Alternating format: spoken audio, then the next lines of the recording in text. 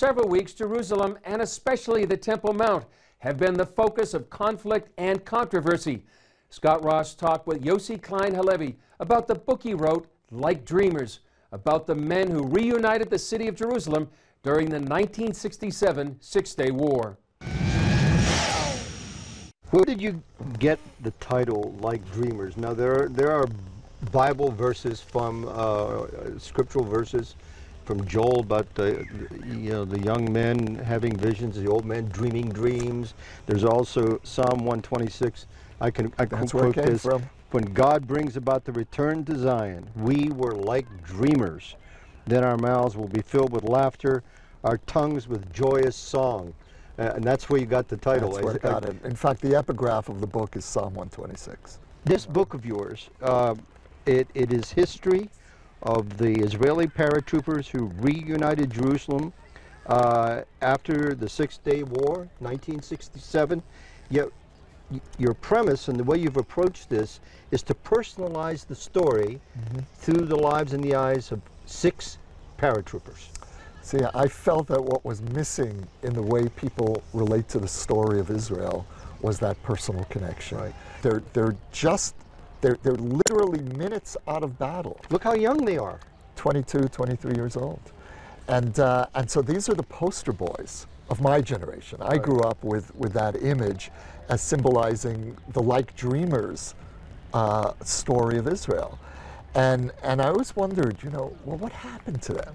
I know how they affected me. I moved to Israel because of these men. One quote, Hanan Porat, yes. One of the paratroopers said, "We're writing the next chapter of the Bible." Yes. That's how they saw it. That's exactly right. And he said that to a friend of his as they were heading toward the wall on the morning of June 7th, 1967. This book is really a story of an Israeli band of brothers. Young Israeli men who gave the Jewish people their greatest victory, I would say, in history. And that was really a kind of almost the spiritual equivalent of the Big Bang in Jewish history. The Big Bang? The Big Bang. Oh, the Big Bang, yeah. The spiritual equivalent of, suddenly we're born again as a people. Yeah. And the 7th day of the Six-Day War, we are a new people. And each of these men who joined together to deliver this inconceivable victory against overwhelming odds. What were the odds? Well, you had 3 Arab countries converging on Israel. Israel's borders at that time were 8 miles wide at their narrowest point. And the Arab leaders, Nasser in Egypt and Hussein in Jordan, were promising that they were going to drive the Jews into the sea. They're still promising. Well, some of them are, yes. Right.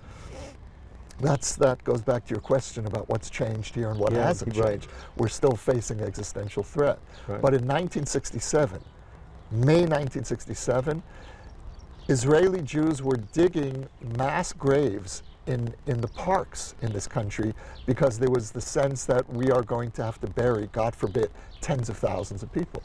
Israelis, I think, felt that we would win the war, but just barely. And I remember as a Jew in the United States watching the news and seeing these crowds of thousands of demonstrators in Cairo and Damascus chanting death to Israel, death to the Jews, holding banners imprinted literally with skulls and crossbones. You just can't imagine that. But that I remember vividly and thinking, my God, it's going to happen again, a second Holocaust. And then not only does Israel manage to avert destruction, but it turns destruction into the greatest victory in the history of the Jewish people.